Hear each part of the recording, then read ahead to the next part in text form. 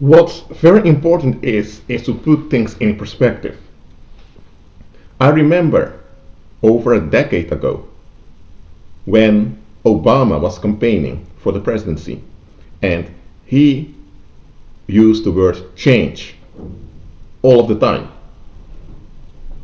All people were asking what change is he talking about. Now, we are a decade further. The Obama administration is over. You served 2 terms. What was the change he was speaking about? To explain this, I'm going to give a short history lesson here. In the 19th century, that is the early 19th century, the Spanish economy collapsed. The 18th century was really this, you could say, the Spanish century. Spain was dominant on the seas, even though their navy was not in a very good state. They were dominant in the world's economy. The world counted international transactions in the Spanish currency. When the Spanish economy collapsed, because the Spanish Empire collapsed, the British and the French began to invade Africa and more parts of Southeast Asia. Meanwhile, Britain continued their project in Australia. So the 19th century became the British and the French century, because it was both Britain and France that were the 2 main decision makers. The British could get away with anything because their navy was number 1. The French also had a navy, but, well, they acted more in a desperate manner. Nevertheless, the 19th century was British and French. Meanwhile, in Europe, it was Prussia. Prussia was a German kingdom that became the dominant one.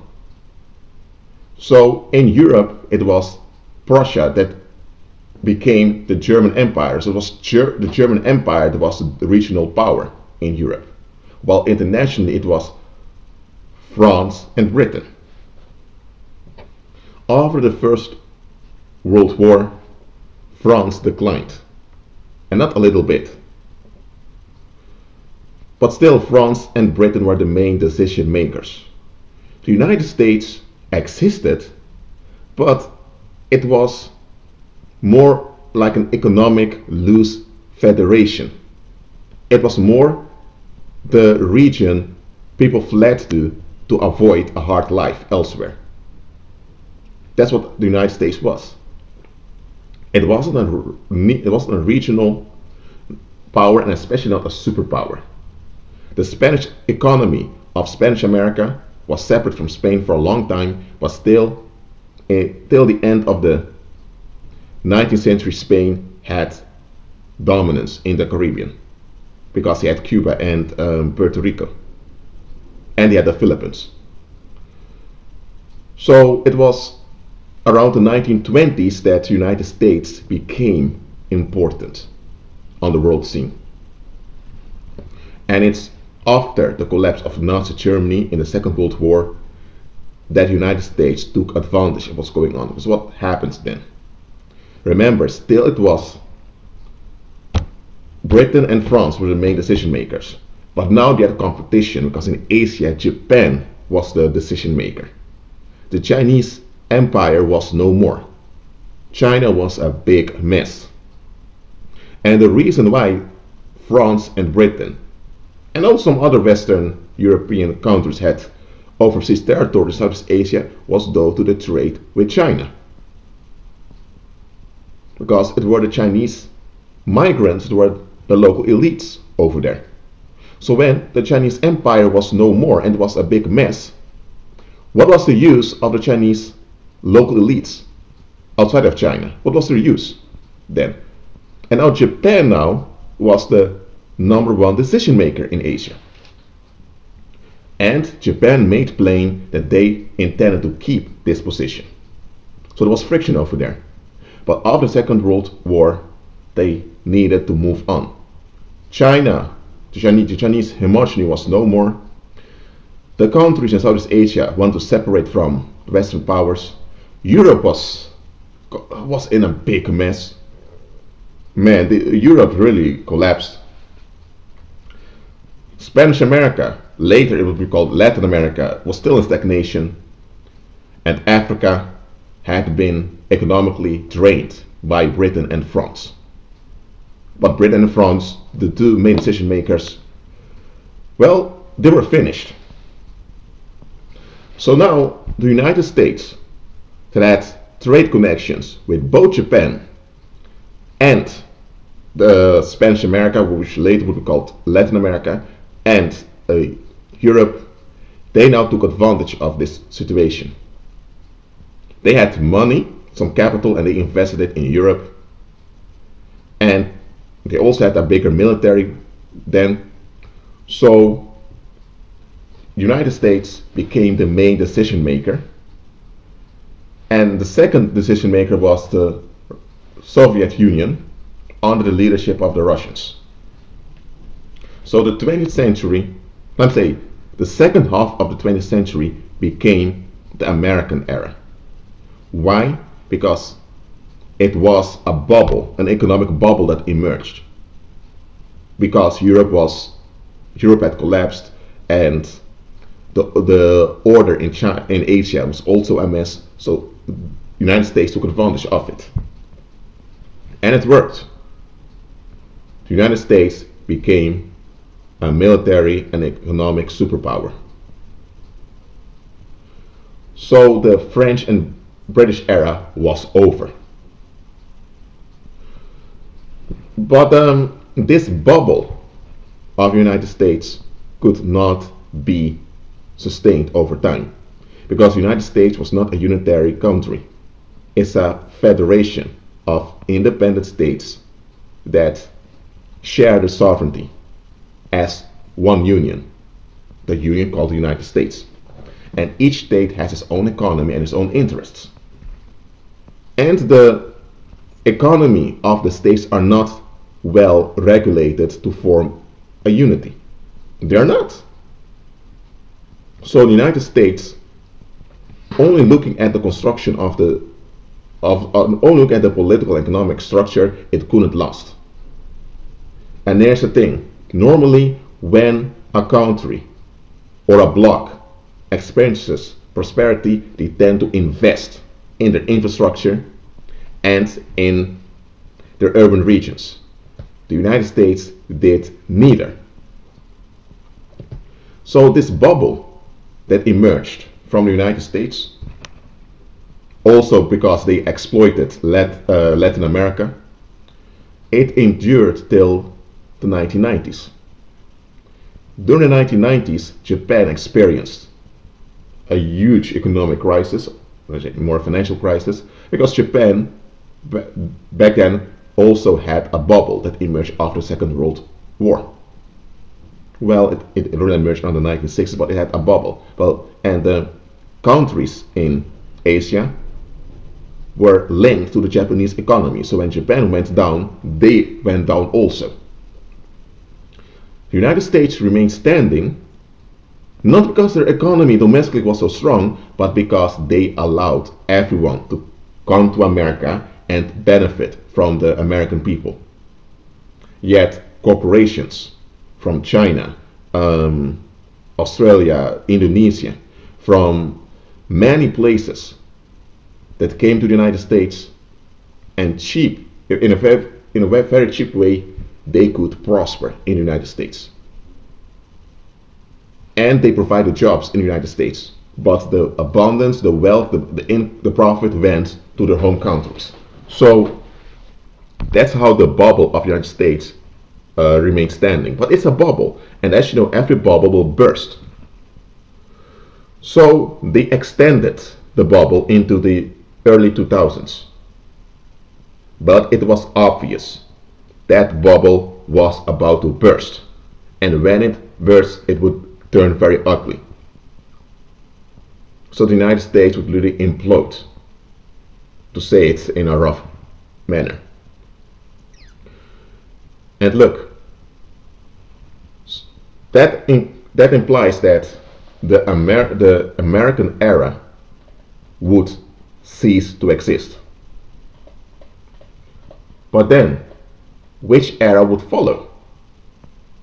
And here's what I want to inform. This is what I'm informing about. After the Second World War, the local leaders knew that they need to develop their own nations, but they need to cooperate with one another. So nations in the same region began to cooperate with one another. In Southeast Asia, they developed the ASEAN. In Africa, they developed the African Union. In South America, they had several unions, including the Mercosur. In Central America, you have SICA. So everywhere, trading blocs emerged, which also led to political integration. So in the 18th century, you had the Spanish Empire and several other empires that were decision makers, and you fell either under the influence of Spain, Portugal, or one of those other empires. In the 19th century, you had nation states that emerged. So now you belonged to a territory, and your allegiance, you had to give allegiance to the local territory. So you couldn't move freely. Well, migration existed, but it became a bit more difficult because, for example, during the Spanish Empire, your Spanish could go throughout the Spanish Empire. That wasn't around anymore. So now, in the 19th century, you had the nation states that emerged. The 20th century, you had regions that emerged after the Second World War. And those regions were quite successful, especially in Southeast Asia. Latin America hasn't been that successful, but Southeast Asia has been quite successful in developing itself. Also because the Chinese diaspora needed to have another way to be relevant, because they received a lot of political violence against them. So now you have regions in the world, and they stand strong together. So every nation or every group belongs to a region. The whole idea of separate nation states doing whatever they want, it never existed. Even in the 19th century, when you had nation states, they had to make agreements with one another, and one country couldn't just do whatever the country wanted, even in their own territory, because what they did in their own territory would affect others. Okay? Yeah, you had the British Empire in the 19th century that became so dominant, so Britain kind of could do almost whatever she wanted, but even that had its limits. So now you have a setting in the world in the 21st century of regions that are integrated, and those regions are relating to one another. So in this setting, which place does the American bubble have? Remember, when the American era emerged after the 1950s, I'm saying during the early 1950s, you had a bipolar world order. And it's this bipolar world order, the United States against Soviet Union, and Soviet Union against the United States, that kept American bubble going. Because people were afraid to belong to the Red Danger or to the Soviet Union. So you either belonged to the Danger Soviet Union, or you belonged to the Free West under the leadership of the United States. And a lot of folks wanted to belong to the Free West under capitalism. So this kept the bubble of the United States going. But after the fall of the Berlin Wall and the dissolvement of the Soviet Union, the American bubble became less and less relevant. And also, Europe developed itself into a region called the European Union. Okay, and the European Union became the #1 and most successful trading bloc in the world. Now, they're not successful in all areas, absolutely not. But when it comes to economics, they're #1 in the world. And there are other regions looking up to the European Union. Not that they want to become just like the European Union, but they're learning from the European Union. The nations in the European Union, they forfeited their colonial pride, their imperial pride, and realized that era is over, we need to move on. And we can't have all those ethnic troubles from the 19th century and before again, so we need some change. And they changed, okay? But the American bubble was primarily there because Europe was still developing as a region. Now that not only Europe has developed as a region, but there are more regions in the world, there is no relevancy anymore for the American bubble. So with that being said, that implies that the American bubble it will collapse anyway, but you can only delay the collapse. You cannot prevent the collapse. And what's going on now is that after at the end of the Bush era, the leaders of the United States realized that they couldn't delay the crisis anymore. So they had this man coming up, Obama, that kept talking about change, change, change. By talking about change all the time, he was psychologically preparing the masses to accept that change was going to happen. But the people were not aware what change it was. And that's how the pagan rulers of the world do it. They will mentally prepare you for what is about to happen, but they seldom will tell you exactly what's about to happen. Well, they will hint you what will happen, either through movies or in poems or whatever, but say it to your face directly, they won't do it because they know you wouldn't accept it. Now, the change has happened, okay? And I'm not talking about the LGBT revolution and the transgender agenda. No, I'm not talking about that. The change has occurred. The United States is not the relevant economic bubble anymore.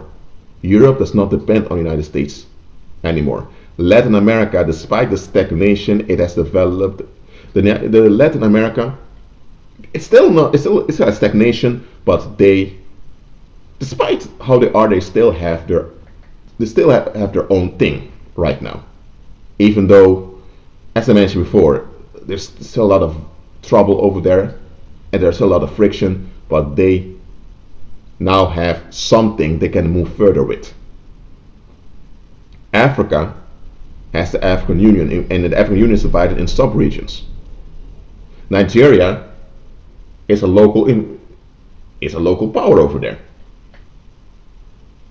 Kenya, now under the influence of China, is becoming a regional power at the Indian Ocean.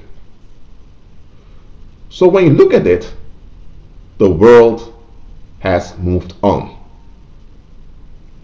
The world as you had it in the 1950s does not exist anymore. Now, you still have leftovers of that world. For example, you have many African countries in where they speak French, due to French occupation. You still have things like, let's say, the American imperialism. You now have many places where you have McDonald's. So you have leftovers of the world shortly after the 1950s. But the world around the 1950s and 1960s, it doesn't exist anymore. Okay? So the United States bubble has no place in the current world order and current world's economy. So now that the United States bubble is collapsing, Asia will take the place. So it's a power shift that's going on. And I mentioned it before. Quite often, there is no such thing as a power shift without a fight. And that's what you're seeing now. Europeans, or better said, Caucasians, as the so-called white man is also called, they had their peak in in the later part of the 19th century. And through the United States, this peak went on until the early 2000s. But since the crash of 2008, remember Obama took office in 2009, since the crash of 2008, the Caucasian era is over. Don't forget that there's a population decline going on with the Caucasians. Don't forget that there are many social issues going on with Caucasians also. And don't forget that mass migration also shaped their countries. So the Caucasian era, or white heritage as some call it, that time is over. And folks that hold on to white heritage, I'm not talking about cultural heritage here, I'm talking about this economic and therefore political dominance over the world's affairs. Those who hold on to that are now frightened. Because during the era of when the Caucasians were, when they were on the top, that's in the 19th century and for the biggest part also the 20th century, they committed many crimes. I'm not talking about slavery, because slavery was going on since the, I would say, 1500s. Portugal and Spain began to kidnap people from West Africa, but it was in 1619 that the transatlantic slave trade really boomed, and when it really became, how would I say, a mass trade. So I'm not talking about slavery here. During the 19th, 20th century, many crimes were committed to preserve what they say white heritage. It later backfired when the Caucasians themselves turned on each other. That's in the Second World War. Ever since it became obvious that white heritage wouldn't last, through how would I say, through the bipolar world order, United States against Russia, white heritage was extended. But that era is gone, and Trump symbolizes the end of white heritage. And those that cling so much onto white heritage, they're now losing it. Because for years, I say for almost a decade and a half, they've been warning about this, that their heritage is in decline. But nothing has been done to preserve their heritage. And now, the other ethnicities, or as they call other races, are booming, are expanding. So now they feel threatened. So now they are desperately acting out in violent manners to preserve their heritage, because they don't know how they nor their descendants will be treated when some other heritage takes over. Now that's what's going on. And this government shutdown in the United States, that as I'm speaking now on the 8th of January 2019, so if you listen to this in the future, it will be historic for you. Look, this government shutdown, which is just a partly shutdown, it's not a complete shutdown. You need to see it in the perspective of white heritage ending. People don't look at the bigger picture. Obama talked about change, change, change. It wasn't just talking about him having a color becoming president. He meant something far bigger. The world as people were used to in the early 2000s would be gone. And during the second term of Obama, you had the migration crisis, you had a mass influx of migrants into Europe, you had the Arab Spring, in which regime change occurred in many Islamic countries, which also led to, well, the collapse of Libya, also though to the West I have to say, and that led to emergence of Islamic violence in Western Africa. So indeed, a lot of change occurred, but people were just not aware of it because it happened so fast. And what's really going on now is that the groups that are frightened of the loss of white heritage, they now project this fright onto either the Muslims or on blacks. Muslims and blacks are the main targets of those people. So you will see an increase in hate crimes against those two groups coming years. Because in coming years, I can't say exactly how many years, you'll see that Asia will now be the one deciding things in the world. Now I don't know which part of Asia exactly. It can be Japan, or it can be, even though I don't really expect that of Japan, but it can be some Islamic country. Anyway, Asia is the decision maker in the 21st century. And that is where we're into now. I spoke about this before, the shift is happening. So, this video has been over an half hour. I didn't intend to make it this long, but I wanted to take my time to explain it onto you, to put things in a historic and social and cultural context. Whenever there's a shift going on in economics, people get frightened because economics affect the culture, and the culture is what people are holding on to, is what they feel home in. So if the culture is affected by another culture, they become frightened, they begin to resist. Well, what I'm about to say now is that you shouldn't be terrified of this. Such change happens all the time. Just don't be distracted by things like R. Kelly scandal, all of that. Remain focused. Keep agreeing with Christ. Remain prosperous. Be at peace.